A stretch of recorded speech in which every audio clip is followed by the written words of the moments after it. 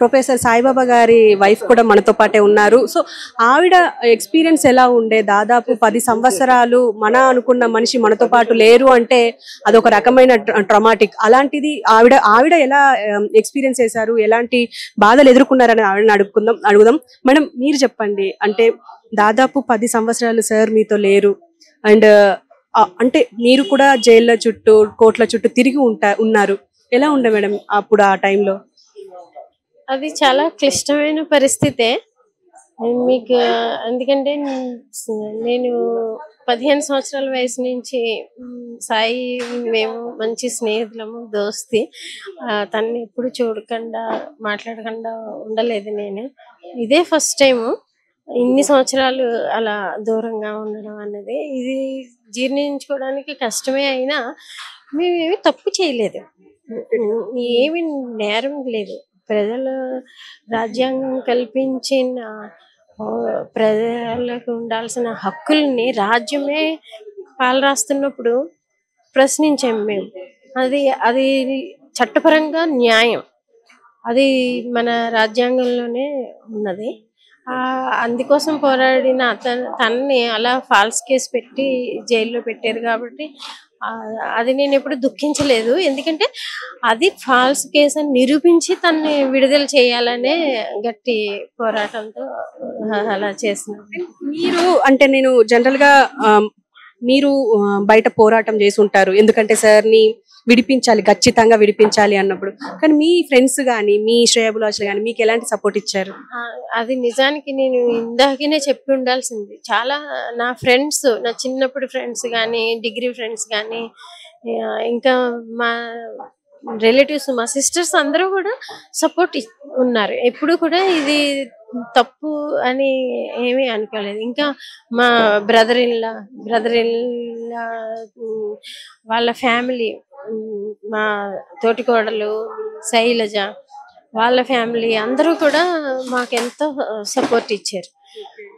అట్లా మాకు నిజానికి అదే ఒక ప్లస్ పాయింట్. నేను ఇంత తీవ్రంగా కూడా ఉద్యమం చేయడానికి బయట టీచర్స్, విద్యార్థులు, ప్రజలు ఎంత సపోర్ట్, అలా ఫ్యామిలీ నుంచి కూడా మాకు అంత సపోర్ట్ దొరికినందుకనే నేను దృఢంగా నిలబడగలిగాను.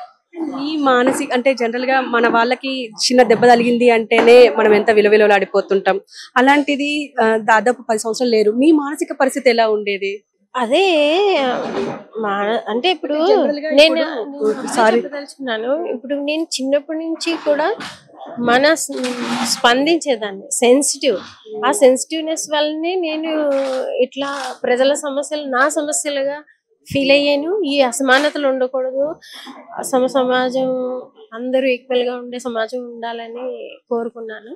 అదే విధంగా సాయి కూడా దానికోసమే పోరాటం చేశాడు. అలా చేస్తున్నందుకే మమ్మల్ని టార్గెట్ చేస్తున్నారు రాజ్యం తెలుసు కాబట్టి ఈ బాధ తాత్కాలికమే అని నేను ముందడిగేశాను. Super ma'am. అంటే ఇంతకు ముందు మీ స్పీచ్ వింటున్నప్పుడు కూడా చాలా ఇన్స్పిరేషనల్ గా ఉంది. అంటే ఇలా ఉండాలి ఒక అమ్మాయి, ఒక లేడీ అని నాకు చాలా అనిపించింది. అండ్ ఫైనల్ గా అంటే మీరు మళ్ళీ ముందు ఇప్పుడు ఫాల్స్ కేసు అని తెలిసి అరెస్ట్ చేశారు, ఇన్ని సంవత్సరాలు ఉంచారు, అది కూడా దారుణంగా 10 సంవత్సరాలు అంటే అది చిన్న మాట కాదు. అలాంటి ముందు మీరు ఎలాంటి పోరాటాలు చేయబోతున్నారు అండ్ ముందు మీరు ఎలాంటి స్టెప్ వేయబోతున్నారు? ముందు నేనే అని కాదు, మనందరం కూడా వేయాల్సింది ఏంటంటే జైల్లో అన్యాయంగా అక్రమంగా నిర్బంధించబడి మగ్గిపోతున్న వాళ్ళందరినీ విడుదల చేయడానికి ఒక విశాల ఉద్యమం నిర్మించాల్సిన అవసరం ఉన్నది. ఎందుకంటే వాళ్ళకి చదువు రాని వాళ్ళు, దళితులు, ఆదివాసీలు, మైనారిటీస్, స్త్రీలు, అట్టడుగు వర్గాల వాళ్ళ మీద ఈ క్రూరత్వం, హింస దారుణంగా ఉన్నాయి. కనీసం ఇప్పుడు నేను ఒక సిటీలో అందుబాటులో ఉన్నాను, నాకు అందరూ అందుబాటులో ఉన్నారు హెల్ప్ చేయడానికైనా, కానీ అక్కడ వాళ్ళకి ఎవ్వరూ లేరు. అసలు అరెస్ట్ అయ్యిందన్న విషయం కుటుంబాలకు తెలియని దుస్థితి. ఇంకా లాయర్స్ అంటే ఏంటో తెలియదు, కోర్టులు అంటే తెలియదు, జైలు అంటే తెలియదు. అలాంటి వాళ్ళు అన్యాయంగా అరెస్ట్ అయ్యి జైలులో ఉన్నప్పుడు ఎక్కడికి వెళ్ళాలి తెలియదు. అలాగా లాయర్స్ అవసరం కూడా ఎంతో ఉన్నది.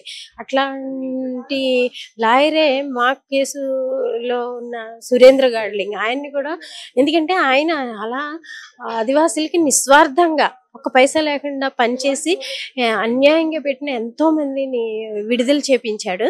అది పెట్టుకునే ఆయన్ని కూడా అన్యాయంగా ఇప్పుడు భీమా కోరేగావ్స్ లో పెట్టారు.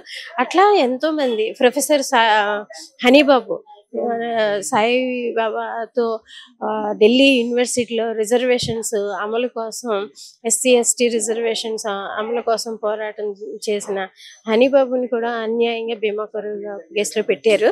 అంటే ఒక సాయి ఇతరులు విడుదలైనంతలోనే ఈ పోరాటం ముగిసిపోలేదు. ఇలాంటివి వాళ్ళు అనేక మంది ఉన్నారు. వాళ్ళందరి విడుదల కోసం ఒక విశాల ఉద్యమంలో మనం అందరం భాగం అవ్వాల్సిన అవసరం, కర్తవ్యం మన ముందున్నది. అవును మేడం, డెఫినెట్ గా. అంటే రీసెంట్ గా ఇవి చూసినప్పటికి కూడా దళితుల మీద చాలా దారుణాలు జరుగుతున్నాయి. నేను కూడా చాలా వీడియోస్ చూస్తున్నాము.